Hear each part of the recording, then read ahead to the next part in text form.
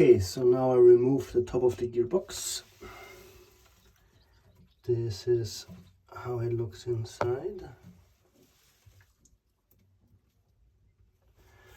I have also removed this, which is actually pretty easy. You just put something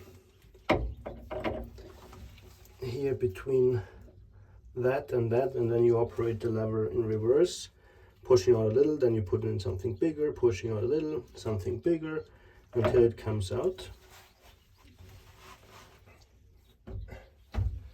And I unscrewed this. So we have this piece here, which is actually the gear. So this groove makes it stay in place, neutral, reverse, forward. There's a spring here,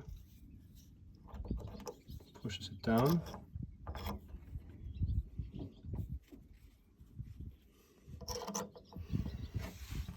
And now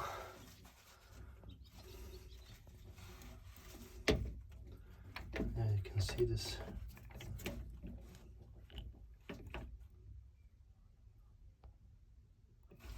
moving in here.